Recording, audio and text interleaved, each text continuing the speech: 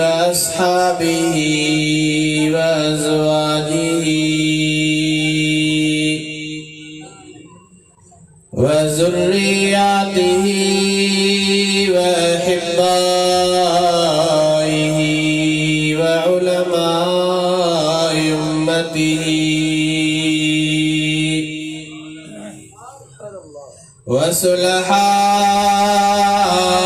वसुलहाए मिल्लतिही अजमईन।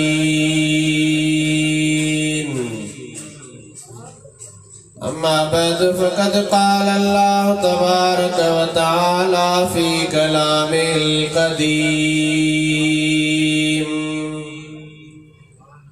अऊज़ु बिल्लाहि मिनश शैतानिर रजीम बिस्मिल्लाहिर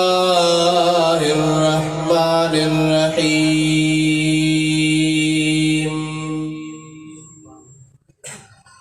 मा कान मुहम्मदुन अबा अहदिन मिन रिजालिकुम वलाकिन रसूलल्लाह व खातमन नबिय्यीन व कान अल्लाहु बिकुल्लि शैइन अलीमा।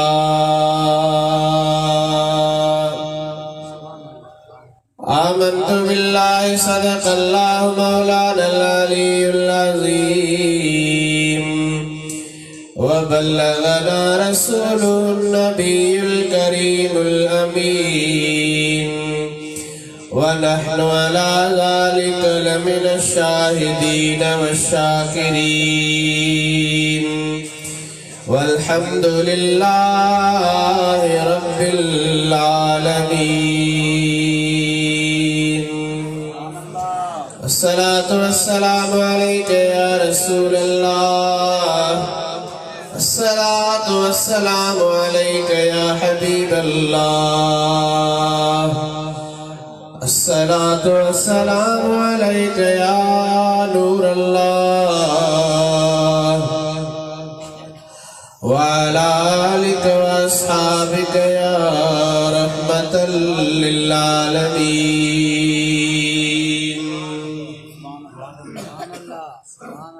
यारा मुसलमान भाइरो,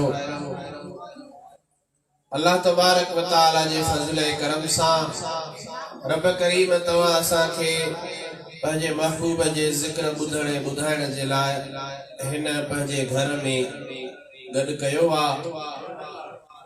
अल्लाह तबारक व तआला जे हबीब जो ज़िक्र, महबूब करीम अलैहिस्सलातु वस्सलाम जे मीलाद जो तज़किरो इहो हले थो पियो। कई मौलवी साहब खिताब जे दौरान चयो त रबीउल अवल पूरो थियो,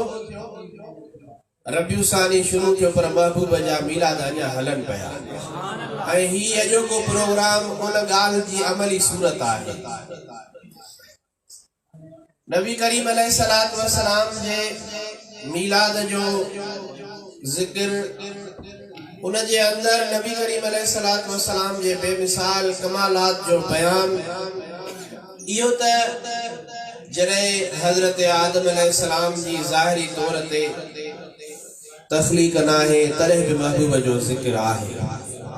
ही दुनिया जो सिलसिलो पूरो थी वेंदो तॾहिं बि महबूब जो ज़िक्र हलंदो रहंदो। मुख़्तसर टाइम में कुछ अर्ज़ करणो आहे। अल्लाह तबारक व तआला कलाम मुक़द्दस में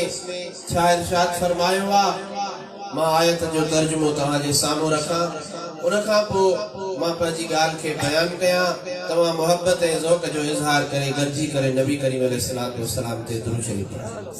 सल्लल्लाहु अलैहि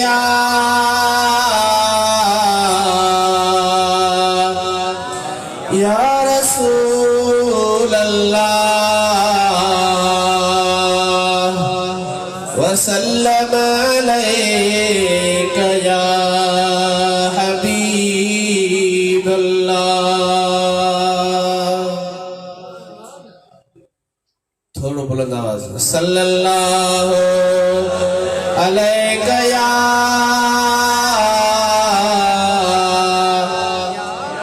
रसूल अल्लाह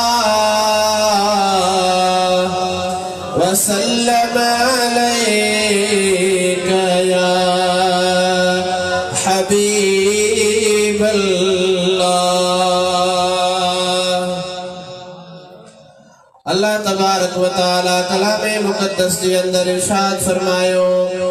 मा कान मुहम्मदुन अबा अहदिम मिर रिजालिकुम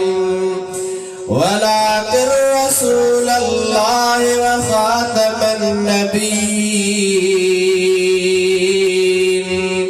व कान अल्लाहु बिकुल्लि शैइन अलीमा।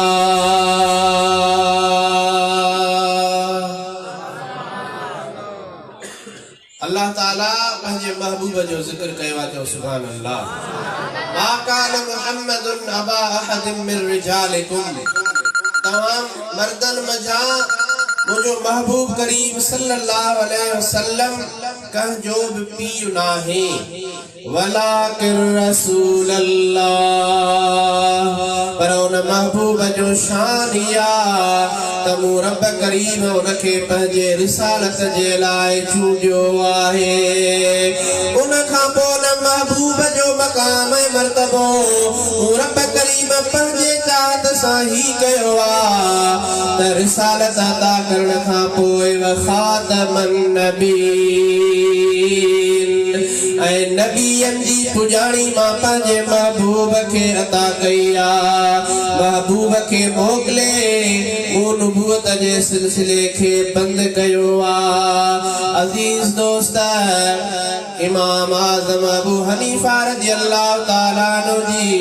ख़त्म नबूवत जे मुतालिक फतवा इहा आहे त को भी माण्हू नबूवत जी दावा करे ऐं ॿियो ज़ाहिरी तौर ते कलमो पढ़ण वारो मुस्लमान सॾाइण वारो उन खां उन जे मथां दलील घुरे, रुगो दलील घुरण सां उन माण्हू जो ईमान ख़त्म थी वेंदो, वो कुफ्र में हलियो। कई माण्हू दावा कई त मां नबी आहियां ऐं ॿिए माण्हू चयोसि नबी आहीं त को दलील ॾे। इमाम आज़म सगोरे जी फतवा आहे त उहो दलील घुरण सां, रुगो तूं दलील ॾे, दलील घुरण सां उहो काफ़िर थी थो वञे। छो? इन जे करे त क़ुरान करीम में जेको अव्वल खां आख़िर ताईं सरापा सचो आहे, चओ सुभान अल्लाह। जंहिंजे लाइ अल्लाह तबारक व तआला फरमायो आहे ज़ालिकल किताबु ला रैब फीह, वो शान वारो किताब आहे जंहिंमें शक जी गुंजाइश जेको कुछ वो सरापा सच्चा। इमाम आज़म साहब रज़ियल्लाहु ताला अन्हु फरमायो त रुगो एतिरो चवण सां त इन ते दलील ॾे उन माण्हू जो ईमान ख़त्म थी वेंदो। माना दलील घुरे थो, इन जो मतिलबु इहो आहे त क़ुरान जी इन आयत ते उन जो अमल नाहे ऐं क़ुरान जे हिकिड़े लफ़्ज़ जो इनकार, हिकिड़ी आयत जो इनकार इहो कुफ्र आहे। अहिड़े नमूने सां नबी करीम अलैहिस्सलातु वस्सलाम जी हदीस आहे, पाण करीमन फरमायो अन खातमुल अंबिया वला फख्र, मां नबीयन जी पुजाणी आहियां पर फख्री ॻाल्हि न आहे, अल्लाह जो शुक्र आहे। नबी करीम अलैहिस्सलातु वस्सलाम फरमायो फज़िलतु बिसित्तिन, छहन ॻाल्हियुनि सां मूंखे फज़ीलत ॾिनी वई आहे। वो त कमालात पंहिंजे हिसाब सां बेमिसाल आहिनि। पाण करीमन फरमायो फुद्दिलतु बिसित्तिन, अल्लाह तबारक व तआला छहन शयुनि सां मूंखे फज़ीलत अता फरमाई आहे। पाण फरमायो ओतीतु जवामिअल कलिम, अल्लाह तबारक व तआला मूंखे जामे कलमा अता फरमाया आहिनि। जामे कलमे जो मतिलबु ही आहे त महबूब करीम जी ज़ुबान मुबारक मज़ा हिकिड़ो लफ़्ज़ अदा थींदो आहे, पर मुहद्दिस इशारे उन लफ़्ज़ जी शरह में वेंदा आहिनि त ज़िंदगियूं खुटी वेंदियूं आहिनि, पर महबूब जे हिकिड़े लफ़्ज़ जी अञा वज़ाहत पूरी न करे सघंदा आहिनि। जवामिउल कलिम जो इहो मतिलबु आहे नबी से फरमायो मूंखे अल्लाह ताला जामे कलमा अता फरमाया। वरी फरमायो नुसिरतु बिर्रौब, मुंहिंजी रोब सां मदद कई वई। दुश्मन महीने पंध ते परे हुजे पर जॾहिं मुंहिंजे मुहम्मद करीम जे चेहरे ते हुनजी नज़र पवंदी आहे त हुनजे दिल में महबूब जी हैबत थी पवंदी आहे। उहो ॾकण लॻंदो आहे, हुनजे जिस्म में लर्ज़ो पैदा थी वेंदो आहे। नबी करीम फरमायो नुसिरतु बिर्रौब, अॻिते पाण करीमन फरमायो उहिल्लत लियल गनाइम, जंग करण खां पोइ जेको काफ़िरनि जो माल हथी थींदो आहे उनखे माले गनीमत चइबो आहे। अॻियनि उम्मतुनि जे लाइ काफ़िरनि जो माल खणणु हलाल कोन हुयो, पर अल्लाह तबारक व तआला मूंसां महिरबानी फरमाई उहो गनीमत जो माल बि मुंहिंजे लाइ हलाल कयो वियो आहे। अॻियनि उम्मतुनि में जंहिं बि जॻह ते निमाज़ जो टाइम थींदो हो, पर 500 किलोमीटर पंहिंजे इबादत गाह खां परे हुजे वापसि मोटी वेंदो। इबादत गाह में इबादत कंदो त फर्ज़ अदा थींदो, जेकॾहिं न त ॿी जाइ ते इबादत जाइज़ कोन्हे को। अल्लाह जे महबूब फरमायो जुइलत लियल अर्दु मस्जिदा, पूरी ज़मीन अल्लाह तबारक व तआला मुंहिंजे लाइ पाक बणाए छॾी आहे। जंग में, रेगिस्तान में, गैराबादी जे इलाइक़े में मुंहिंजे उम्मतीअ खे निमाज़ जो टाइम थे, ज़मीन पाक हुजे, वुज़ू करे निमाज़ पढ़े, निमाज़ थी वेंदी। नबी से जी फज़ीलत आहे। अहिड़े नमूने सां नबी करीम अलैहिस्सलातु वस्सलाम फरमायो आखिर में व खुतिम बियन नबियून, अल्लाह तबारक व तआला मुंहिंजे ज़रिए ख़ास नबियनि जी पुॼाणी कई आहे, मूंखां पोइ नबी कोन ईंदो। इन आयत जे तफ़सीर में तक़रीबन सभिनी तफ़सीरनि हिकिड़ी हदीस आंदी आहे ऐं उन जो रिवायत करण वारो हज़रत अब्दुल्लाह बिन अब्बास रज़ियल्लाहु तआला अन्हुमा फरमाए थो, अल्लाह तबारक व तआला जॾहिं इहो फ़ैसिलो अज़ल में लिखी छॾियो त मुंहिंजो महबूब ख़ातमुन नबीन आहे, त रब करीम पंहिंजे कुदरत कामिला सां, पंहिंजी कामिल हिकमत सां अल्लाह तबारक व तआला इहो फ़ैसिलो फरमायो। कहिड़ो त महबूब जा जेके बि साहिबज़ादा हुया उहे नंढा वारी उम्र में फौत थी विया। जेकॾहिं महबूब करीम सल्लल्लाहु अलैहि वसल्लम जो हिकिड़ो बि साहिबज़ादो जवानी जी उम्र खे पहुचे हा त मता तो माण्हू महबूब जी मोहब्बत में महबूब जे ज़ाहिरी तौर ते विसाल खां पोइ उन जे लाइ चवे हा त अल्लाह ताला हिनखे नुबूवत ॾिनी आहे। अल्लाह तबारक व तआला अहिड़ो एहतमाम फरमायो, नंढपण जे ज़माने में अल्लाह ताला उन्हनि जो वक़्तु पूरो कयो, उन्हनि खे पाण ॾे घुराए वरितो। जे न त अॻियनि नबीअनि में खोड़ अहिड़ा नबी आहिनि जंहिंजे साहिबज़ादनि खे, जंहिंजे पुटनि खे अल्लाह तबारक व तआला पंहिंजे पीर जी मसनत ते नुबूवत अता फरमाई। हज़रत इब्राहीम अलैहिस्सलाम जो मिसाल आहे, अल्लाह ताला उन जे साहिबज़ादे हज़रत इस्माइल खे नबी बनायो। हज़रत दाऊद अलैहिस्सलाम जो मिसाल आहे, वरिस सुलेमान दाऊद, कुरान तो शाहिदी दे हज़रत दाऊद अलैहिस्सलाम जो इल्म में, नुबूवत में, हज़रत सुलेमान अलैहिस्सलाम जो पुत्र वारिस जो। अहिड़े नमूने सां खोड़ नबी आहिनि, अल्लाह तबारक व तआला उन्हनि जे पुटनि खे उन्हनि जे वालिद गिरामी जे हिसाब सां उन्हनि जे विरासत में नुबूवत अता फरमाई। अल्लाह ताला महबूब जे साहिबज़ादनि खे नंढपण में पाण ॾे घुराए वरितो। सुभाणे केर बि ईअं न चई सघे त ही जवान आहे, नबी करीम जो पुटु आहे, अल्लाह ताला उनखे नुबूवत जो सिलसिलो ख़त्म आहे। ऐं अहिड़ो ख़त्म आहे जो सुभान अल्लाह शरीयत खत्म ना है, कुरान खत्म ना है, इस्लाम खत्म ना है, सिर्फ नुबूवत जो सिलसिलो खत्म आहे। यो कुरान, यो इस्लाम या नबी जी शरीयत क़यामत ताईं हलंदी ऐं उनखे संभालण वारा महबूब जा परवाना, महबूब जा गुलाम, महबूब जी बारगाह जा प्यारा गुलाम, हज़रत रोज़े धणी जहिड़ा जवान, हज़रत छत धणी जहिड़ा जवान अल्लाह ताला ज़मीन जे मुख़्तलिफ़ तबक़नि में पैदा फरमाए छॾिया। उन्हनि जो ज़िम्मो आहे शरीयत जी पासदारी करणु, उन्हनि जो ज़िम्मो आहे। अल्हम्दुलिल्लाह, अल्लाह जे फज़ल और करम सां ॿाहिरी दुनिया खे छॾियो, पाकिस्तान जो मिसाल वठो, जंहिं कुंड में तव्हां नज़र कंदो उन कुंड में तव्हांखे को न को अल्लाह जो वली सदोरो मिलंदो। नबी साईं जी हदीस आहे, अना मुहम्मद, अना अहमद, अना अल हाशिर, अना अल हामी, मां हाशिर आहियां। क़यामत जे ॾींहुं माण्हू क़ब्रुनि मां उथंदा, मूंसां गॾु मुंहिंजे गॾु मुंहिंजी अॻवानी में मैदान महशर में हलंदा। अना अल माही यमहु अल्लाहु बिल कुफ्र, मां मेटींदड़ आहियां, अल्लाह तबारक व तआला मुंहिंजे ज़रिए कुफ्र जो ख़ात्मो कयो आहे। अॻिते हदीस जा आख़िरी लफ़्ज़ आहिनि, अल्लाह ताला जे हबीब फरमायो अनल आक़िब, मां आख़िरी आहियां। ऐं आख़िरी जो मतिलब मुहद्दिस सगोरे शरह में लिखो त हुवल्लज़ी ला नबी बद, उहो आक़िब उहो हूंदो आहे जंहिंखां पोइ को बि नबी न हुजे। ॿी हदीस आहे, नबी करीम अलैहिस्सलातु वस्सलाम फरमायो, मुंहिंजो अॻियनि नबियनि जो मिसाल हिकिड़ी इमारत वांगुरु आहे, हिकिड़े महल वांगुरु आहे। आला किस्म जो महल ठहे ऐं दुनिया जी तरक्की जे हिसाब सां उन जे अंदर हर शइ आला किस्म जी हई वञे पर उन जे मुहारी में उन जे सेंट ते मेन जगह ते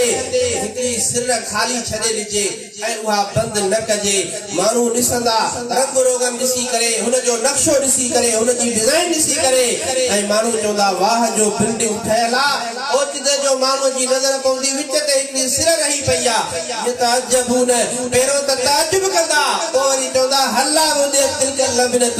इहा सिर अलाए छाजे करे छॾी वई आहे पोइ जॾहिं को सियाणो माण्हू ईंदो ऐं ओड़ी सिर हथ करे उन जगह ते हणंदो उन जे मथां ओड़ो ई रंग कंदो तॾहिं वञी उन महलात जो मुकम्मल सिंगार बाक़ी पुॼाणी ते पहुचंदो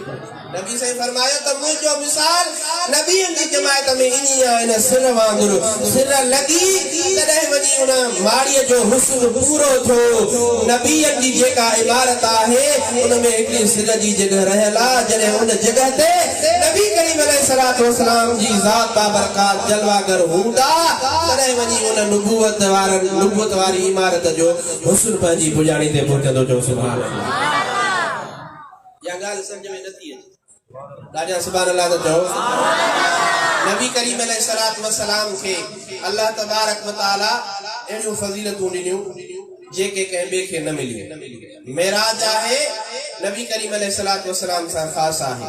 कुरान करीम लासानी किताब आहे नबी करीम अलैहिस्सलातु वस्सलाम सां ख़ास आहे अहिड़े नमूने सां टी शइ तक़रीबन इहा आहे त अल्लाह तबारक व तआला नबी करीम अलैहिस्सलातु वस्सलाम खे खातमुन नबीन जो दर्जो अता फरमायो आहे ये अहिड़ा कमालात आहिनि नबी करीम अलैहिस्सलातु वस्सलाम सां ई ख़ास आहिनि कंहिं ॿिए में कोन्हनि के पर नबी करीम अलैहिस्सलातु वस्सलाम पंहिंजे उम्मतनि सां पंहिंजे गुलामन सां पंहिंजे उम्मतन सां एॾा मेहरबान हुया है ख्याल कयो सुभान अल्लाह चो हिकिड़ो यहूदी छोकरो पीउ ॾिनस पैसा दुकान तां का शइ वठी आ वयो जो छोकरो बाजार में गुज़र थियुस नबी करीम अलैहिस्सलातु वस्सलाम जी महफ़िल वटां चयो सुभान अल्लाह महबूब जे चेहरे ते नजर पई दुकान विसरियो पैसा विसरिया सामान विसरियो नबी करीम अलैहिस्सलातु वस्सलाम जी महफिल में बैठो अल्लाह जे महबूब गुफ्तार पे फरमाई सहाबा इकराम के तालीम पे ॾिनी काफी देर गुजरी वई छोकरो हथे खाली वापस घर वयो पीउ कारो बैठो हेली देर तो गईया तोके सामान आणो हो छोकरे चयो त मां सौदो वठी आयो आया मां खरीदो फरोख्त करे आयो आया पीउ चवे तुंहिंजा हथ खाली आहिनि छोकरो चवे मां सौदो करे आयो हां पीउ खे ॻाल्हि सम्झ में कोन पई अचे पीउ खे ॿुधाए तो मुसलमाननि जो जेको नबी आहे मां उन सां पंहिंजी दिलि जो सौदो करे आयो आहियां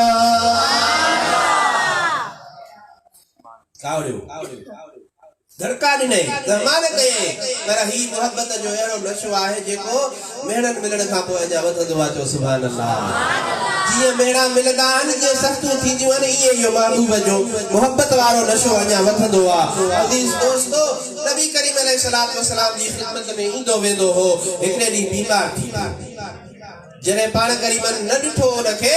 सहाबा इकराम खां पुछा कयो किथे आ अर्ज कयो वयो या रसूल अल्लाह बीमार थी पियो आ घर में सुतो पियो आ पर कंडीशन एड़ी थी बुधाई वने त गोया उन जा आखिरी पसा आहिनि अल्लाह जे महबूब खे पंहिंजे खिदमत में वेहण जो भरम पियो अल्लाह जे महबूब चाहियो त कंहिं बि तरह सां ज़ाहिरी तौर ते कलमो पढ़े अल्लाह ताला उनखे बख़्शे छॾे नबी करीम सल्लल्लाहु अलैहि वसल्लम अखलाक मोहम्मदी जो मुज़ाहिरो कंदे सहाबा इकराम के गॾु वठी विया उन यहूदी जे घर आया उन छोकरे खां कदो पुरसी कयो उन जी इयादत कयो अल्लाह जे महबूब उन जे पेशानी ते हथ घुमाए जमल उथण वारा थिया नबी करीम फरमायो छोकरा अस्लिम तस्लिम सुभान अल्लाह छोकरा इस्लाम कबूल कर सलामत होंदे इस्लाम कबूल कर तस्लिम सलामत होंदे इन दुनिया में भी सलामत होंदे आखिरत में जहन्नम वाली बाह का भी सलामत होंदे छोकरे अखिन जे इशारन सा पीउ ॾे ॾिठो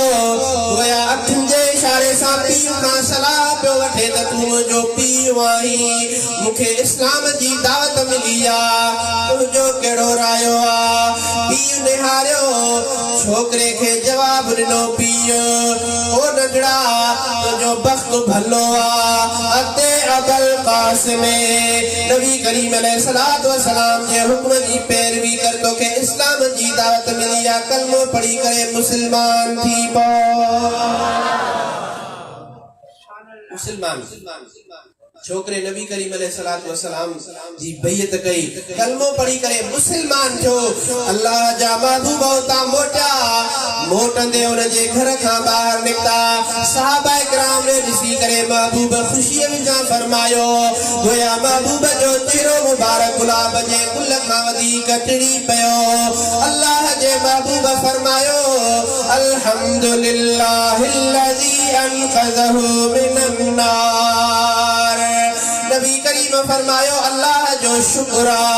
जो रब करीम उनखे कलमो नसीब कयो, जहन्नम खां रब करीम उनखे बचाए वरतो आहे।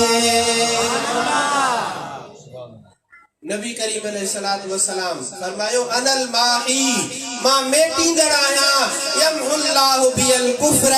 अल्लाह तबारक व तआला मुंहिंजे ज़रिए कुफ्र खे मेटायो आहे। नबी करीम हिकिड़ो भेरो उनखे दावत ॾिनी, छोकिरे इस्लाम क़बूल कयो, अल्लाह जे महबूब खे ख़ुशी थी चओ सुभान अल्लाह। माना मालूम थियो जेको मानू इस्लाम सां मोहब्बत थो करे, जेको मानू नबी करीम जी तालीमात ते अमल थो करे, कलमे पाक जूं तकाज़ाऊं पूरो थो करे, महबूब मदीने वारा उन खां ख़ुश आहिनि, चओ सुभान अल्लाह। मुस्तफा जी नात झर झग में जुगारी दो वता, मुस्तफा जी नात झर झग में जुगारी दो वता, जे हुजन बेदार तन जा, जे हुजन बेदार तन जा, हाँ वठारी दो वता, मुस्तफा जी नात झर झग में जुगारी दो वता। सुभान अल्लाह। या रसूल अल्लाह ॾाढे चाह मां चवंदो वता, या रसूल अल्लाह ॾाढे चाह मां चवंदो वता, या रसूल अल्लाह ॾाढे चाह मां चवंदो वता, जे चिड़न मुंहिंजे चवण ते, जे चिड़न मुंहिंजे चवण ते, तन खे साड़ी दो वता, मुस्तफा जी नात झर झग में जुगारी दो वता, जे हुजन बेदार तन जा, जे हुजन बेदार तन जा, हाँ वठारी दो वता, मुस्तफा जी नात झर झग में जुगारी दो वता। पीछे रोजे धड़ी रज़ी अल्लाह ताला अन्हु जे शहर जायो, यह बतां जी खुशनसीबी, सुभान अल्लाह। पीछे रोजे धड़ी रज़ी अल्लाह ताला अन्हु जो नबी करीम अलैहिस्सलातु वस्सलाम जी बारगाह में केतरो कदुरा, सैयदना गौसुल आज़म रज़ी अल्लाह ताला अन्हु जी बारगाह में हजरत रोजे धड़ी जो केतरो कदुरा, रसूलुल्लाह सल्लल्लाहु अलैहि वसल्लम पंजे बचड़े हजरत सैयद हसन शाह जीलानी रहमतुल्लाह अलैहि सोई वारे के मदीने शरीफ में हुक्म कयो, रोजे शरीफ ते पी अर्ज के, या रसूल अल्लाह मेहरबानी फरमाए बुधायो त मां जो मुरीद थिया। नबी करीम अलैहिस्सलातु वस्सलाम हुक्म फरमायो, सिंध जो मशहूर बुजुर्ग रोजे धड़ी रज़ी अल्लाह अन्हु थे तुझे फैज़ जी वंड हुन वटि रखला वञी उन जो मुरीद थी। नबी करीम खां कहिड़ी ॻाल्हि बुझी आ, जब दोस्तन खां पे हसन शाह सलाह मशवरा कया त कहे बुधायो त भिटाई साहब जी वॾी दरगाह उतां जो मुरीद थी, उन खां वधीक ॻाल्हि आहे ई कोन का। कहे चयो मखदूम हाला सरवर नूर रहमतुल्लाह अलैहि वॾी दरगाह उन जो मुरीद थी। कहे चयो त नक्शबंदी सिलसिले में वनी मखदूम मोहम्मद ज़मान लवारी वाले जो मुरीद थी हसन शाह जिलानी चयो अल्लाह करे त मदीने जी हाज़री थे नबी करीम जे रोज़े ते हाज़री नहीं करे सलातो सलाम अर्ज़ कये उन खां पोइ अर्ज़ कये या रसूल अल्लाह अवां जेका सलाह ॾींदो उन ते अमल कबो अल्लाह जे महबूब ख्वाब में हज़रत रोज़े वारे जी सूरत हाज़िर करनी ही रोज़े धणी सिंध जो बुज़ुर्ग थई तुझो फैज़ इन वटि रखियल आहे आया पे सफर ता मोटा पीछे रोज़े धणी रज़ी अल्लाह ताला मोटा आया पे रस्ते में एकरो हिंदू आयो पे गैर मुस्लिम पीछे रोज़े धणी रज़ी अल्लाह ताला ते नजर पेस बेइख्तियार थी करे पीछे रोज़े धणी जे कदमन में किरी पियो अर्ज़ कई त क़िबला कल्बो पढ़ायो मां मुसलमान सुभान अल्लाह मु अर्ज़ कयो त नबी करीम अलैहिस्सलातु वस्सलाम ते नबियन जो खात्मो आ पर या शरीयत क़यामत ताईं हलंदी है इन जा जिम्मेवार इन के निभाइण वारा नबी करीम जा गुलाम अल्लाह जा वली सगोरा आहिन जेके इन कम के क़यामत ताईं हलाईंदा रहंदा पीछे रोज़े धणी रज़ी अल्लाह अन्हु के अर्ज़ कई क़िबला कल्बो पढ़ायो मां मुसलमान थो थियां पीछे रोज़े धणी रज़ी अल्लाह ताला नो फरमायो असां ज़ोरी कोन था कयो तुझे मथां ॾाढो कोन था कयो तुझी मर्जी आ जेकर दिल सा कलमो पढ़ते त पढ़ाईंदा से बाकी ज़ोरी नाहे अर्ज़ कये त क़िबला